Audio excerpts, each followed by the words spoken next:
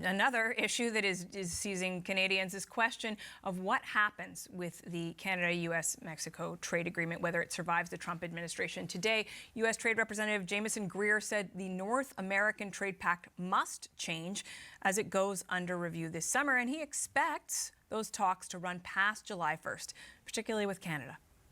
President Trump has been clear that he is dissatisfied with a lot of the outcomes of USMCA. So while we certainly focus on the provisions, the nature of the provisions, the rules of origin, all these different things, the president is constantly looking at outcomes. We want to resolve as much as we can. We've worked. USMCA.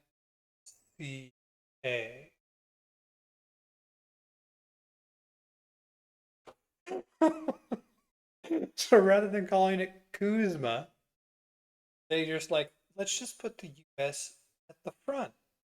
USMCA. So they just changed the acronym. I mean, we changed, what is it, the Gulf of Mexico to Gulf of America? Really closely with the Mexicans over the past year. They've resolved a lot of issues. The Canadians, we have some issues with them that haven't been resolved yet. We aren't probably going to be able to resolve all issues by July 1st, but I think we are on track to resolve many of them and to move as quickly as we can. At the same time, Greer said the U.S. may have to take steps to exit CUSMA in order to continue the talks. Let's talk about that with the Power Panel. Emily, what do you make of those comments from Jamieson Greer? To what extent should they be a concern to Canadians?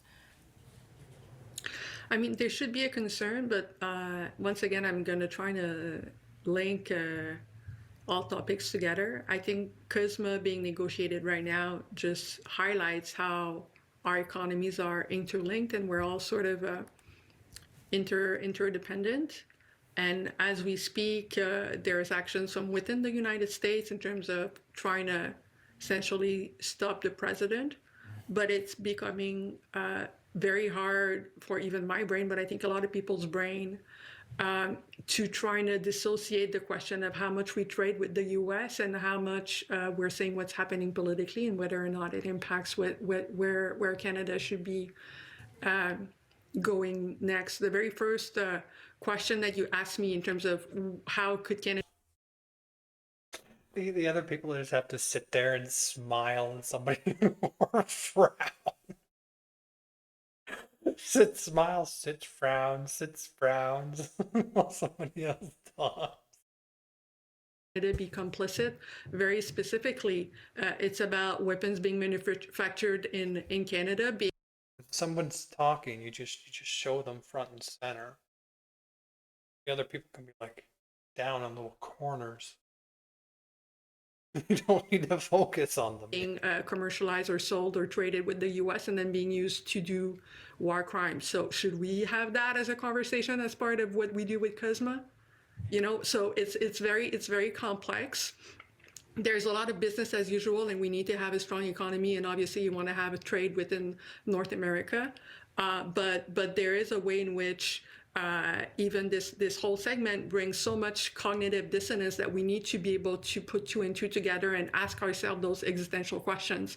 And this is what Mark Carney has been doing by trying to, you know, get out of just the dependency on the U.S. and make us deal more with other powers around the world. But I think maybe Canada and Mexico should also be having a side chat at a sidebar on this and trying to figure out how also their trade relationship more strongly as we negotiate CUSMA as well. Supriya, in many ways, this conversation around Canada, like in a lot of ways, I feel that each side is just posturing, essentially gathering pieces. They can use it in this and they renegotiate CUSMA to try and get a better trade deal. I think it'll probably end up pretty much the same. I think there's enough pushback on Trump's economy, essentially, that he needs wins. And so I imagine there'll be some like concessions on both sides. Both sides can play off as a win or whatever. Will basically be business as usual. Because there's no way that like the amount of oil that Canada supplies to the refinery west, you can't cut that off. Your people just went through an oil shock. The last thing you possibly want to do is put them through another oil shock.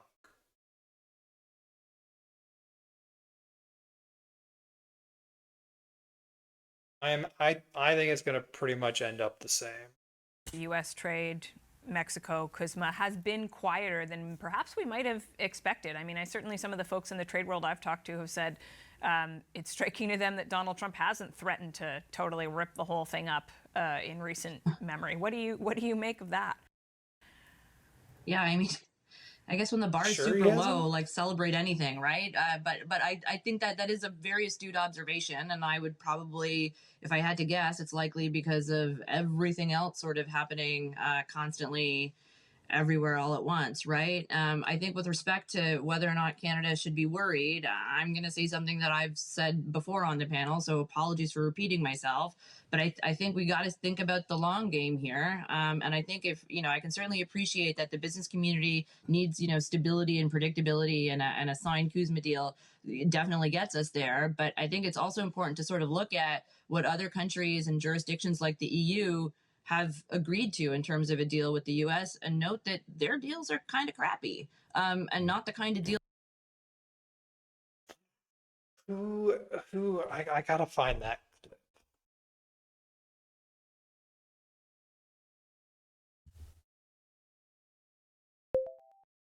I'm looking for a specific clip where the leader of the EU signs a trade deal with Donald Trump.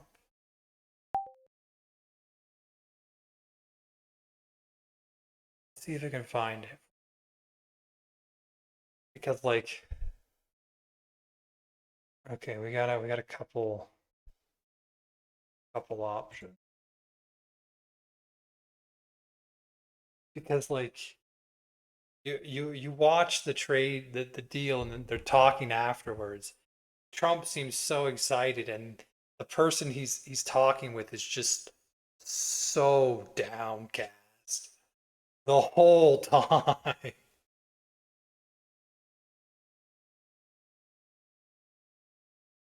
Okay, this isn't working. That's not working.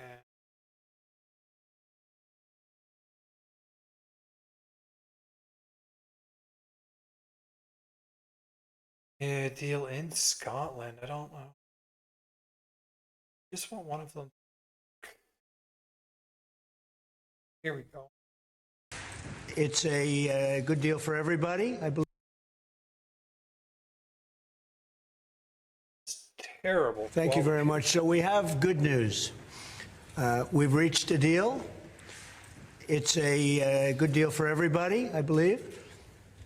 And I think you were saying this is probably the biggest deal ever reached in any capacity, trade or beyond trade. It is. I don't know if It's this is the it's a one. giant deal with lots of countries. We have a trade deal between the two largest economies in the world. And it's a big deal. It's a huge deal. It will bring stability. It's 15% was indeed very tough. Thank you very much. Thank you. It's not the clip I was looking at. Oh, I don't know if I'll be able to find it. I thought it would show up.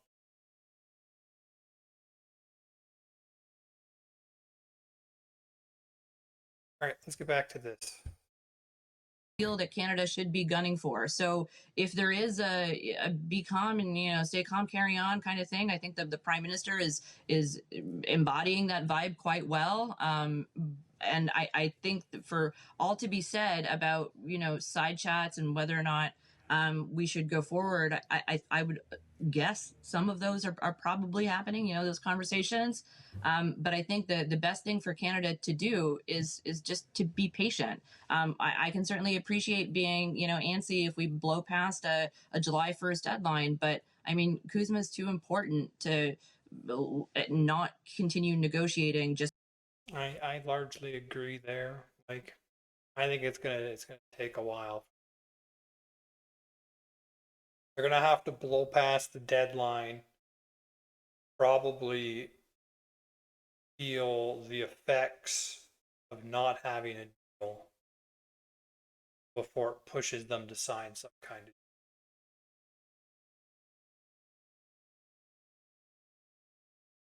Because we've gone past July 1st or whatever deadline, you know, that gets set in the future. Lisa, there's a considerable debate about the extent to which this moment, the uncertainty of this moment, is in some ways could be advantageous to Canada in this review, which is still, it's not a renegotiation. I know that's an important point, but there are still negotiations or conversations happening behind the scenes. Is that instability, does it help Canada because the U.S. is on uncertain footing and they're worried about, you know, the midterms and whatnot, or does it just make it even harder for Canada to get a word in edgewise? What do you think? It's pretty complex. So let me lay it out as best I can. The July 1st date is important to determine whether or not this deal goes for 10 years or 16 years. That's all that July 1st is about. Oh, so it's not like an end to anything. The reason why we're negotiating is twofold. One, hopefully get a 16-year deal as opposed to a 10-year deal. But more importantly, number two, That way, if you're locked in for longer than them, because U.S., in my opinion, every 4 years usually takes a pretty big swing, and the swing it takes has been getting larger as the parties slowly become more polarized. And so getting just a deal that's locked in for longer, obviously better. Less open to the whims of whoever's currently in power. it's all of these national security tariffs that Trump has placed on Canadian aluminum, steel, auto, etc. Those are the things that Canada's Like, from what I understand, a lot of stuff is still covered under CUSMA. So most trade is still tariff free. There are specific industries which have been tariffed: auto parts, steel, and aluminum, which is facing the tariffs in the US. trying to negotiate at the table. And if it's going to be done in the construct of giving something up in CUSMA, then that's how they're going to handle it. By the way, the notion that Trump is going to give 6 months notice and leave this agreement has to go through Congress. Yes. And the midterms are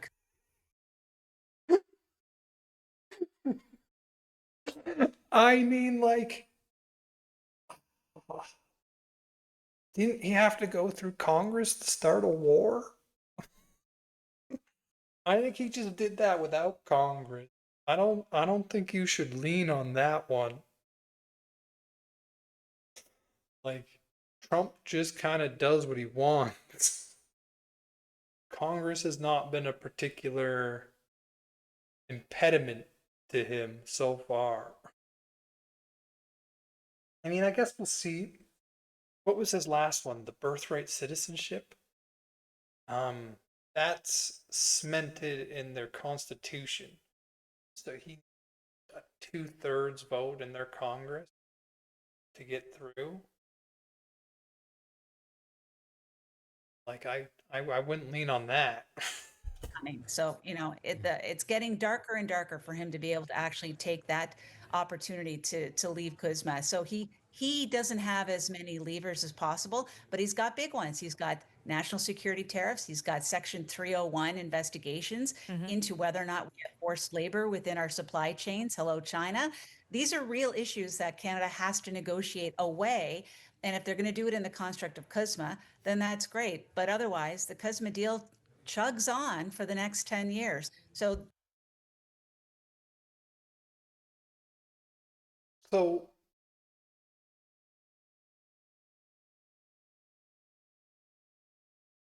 they're not discussing, like it's not being renewed. Is the CUSMA deal between Canada and the US being renewed this year or just evaluated?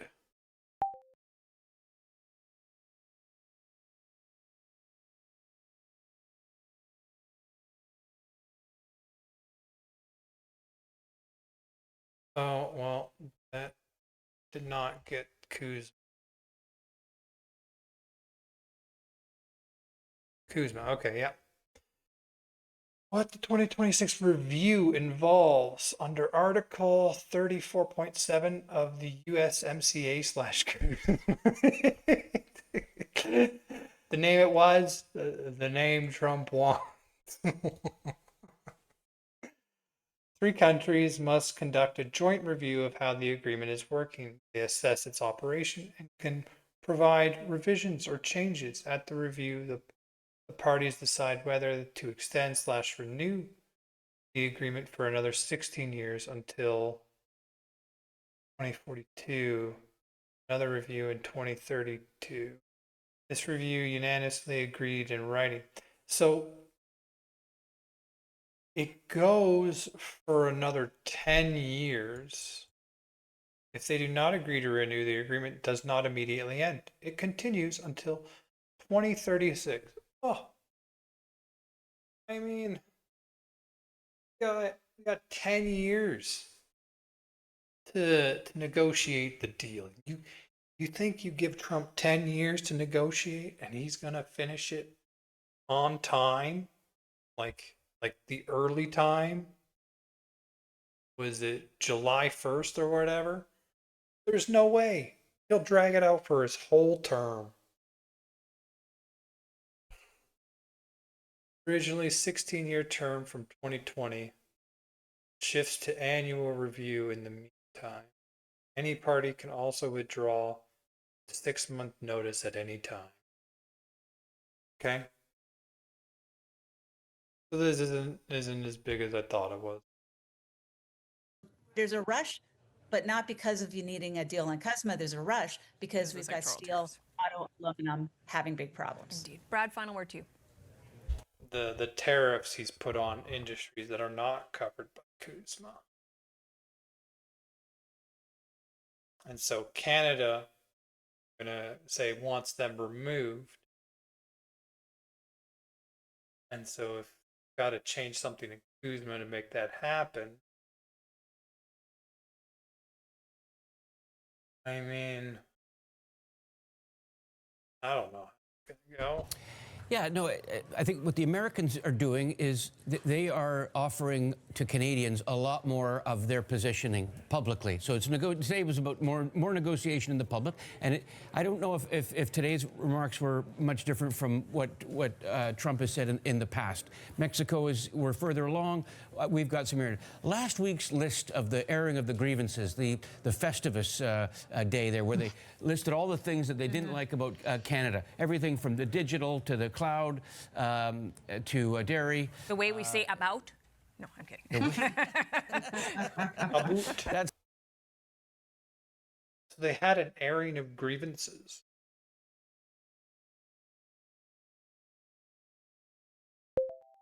I hear the U.S. had an airing of grievances about the CUSMA deal. Can you go into more detail there for me? Airing of grievances about the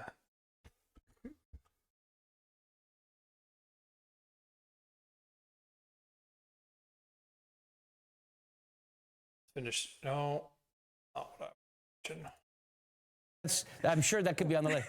So, and obviously we've got steel, aluminum, and autos, on our list. But I think that, I think the challenge is that Canada is being quiet about how it's pursuing it, and it's making, I think, Canadians anxious because we don't know.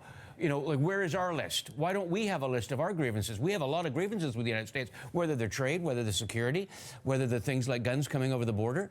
You know, if Trump can put on digital sales tax on his list, or supply management, why haven't we put together our airing of grievances to you know, politely push back a little bit? Because I think you know, they were very smart by putting steel and aluminum and autos when they did, because now we're willing to give away things that are already in CUSMA in order to take off the latest tariffs.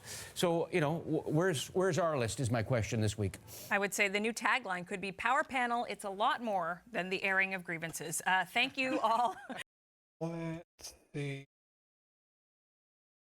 Key U.S. grievances: dairy, poultry, eggs, and supply management. I'm gonna be honest. Like the dairy quality, poultry. The U.S. objects to Canada's supply management system, which limits imports via high tariffs and strict tariff rate quotas. Specific gripes and delays in removing Class 7 milk pricing practice, cheese production rules. I've got no idea. I do know, like, cheese is more expensive here. Dairy is generally more expensive in Canada.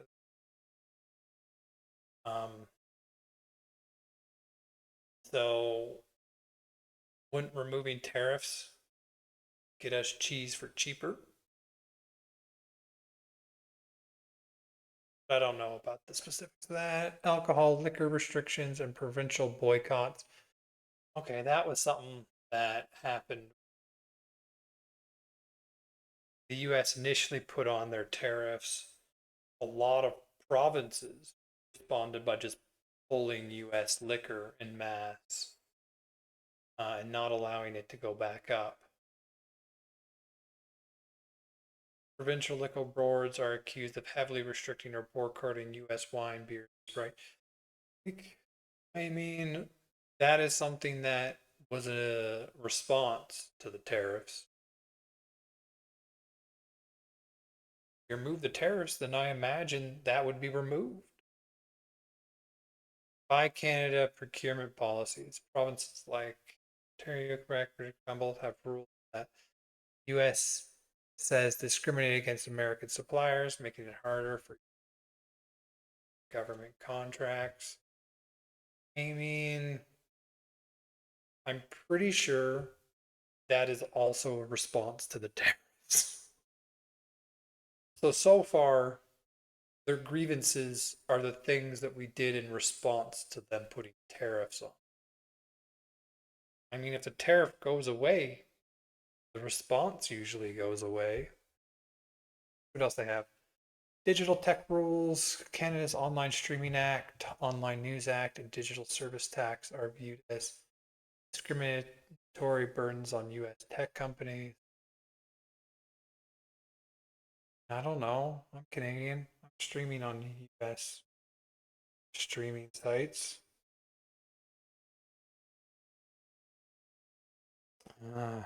Don't know enough about that one. Other Canadian specific irritants. Limits on U.S. seed export. Concerns over Canada's zero plastic waste plan. And broader procurement discrimination. Oh, I got that one from Facebook. No idea. Limits on U.S. seed exports. What? Concerns over Canada's zero plastic waste plan. That's new to me. I mean, like, I didn't know we had a zero plastic waste plan. Nobody's informed me of that. I mean, I still waste the same amount of plastic as I always have. Rules of origin and auto manufacture. The U.S. wants stricter / higher regional content requirements. I mean, to prevent Chinese good via entering via Mexico or Canada. Okay, so that is something that I actually like. China does subsidize specifically their electric vehicles massively, which makes them far cheaper than when anyone else can build electric vehicles.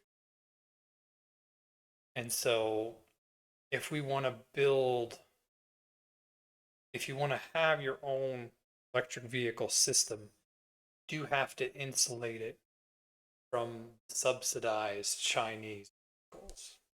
Like I know Canada has recently agreed to, what is it, let in 59,000 EVs, China. This is largely in a response to the tariffs. I could easily see that just probably being let in for a year and then going away, if depending on how CUSMA goes, because in the end you want auto manufacturing in your country, and if stricter regional requirements is what gets auto manufacturing back in your country, I'd say that's good, personally. So I think that this is something that could actually help Canada. Although I do not have a deep understanding of it. But if it gets specifically the tariffs on autos and manufacturing gone,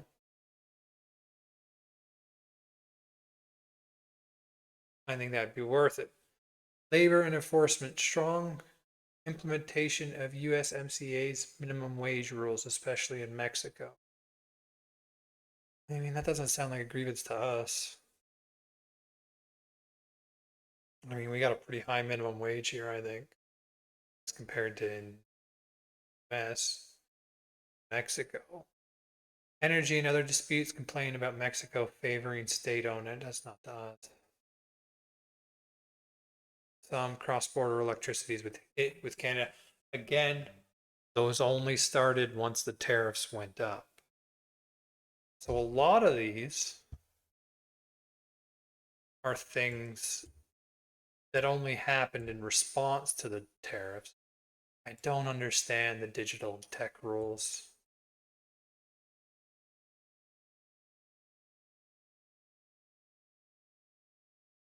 This seems like something minor. Rules of origin, I actually kind of agree with that one. If it gets a tariffs gone and brings back manufacturing.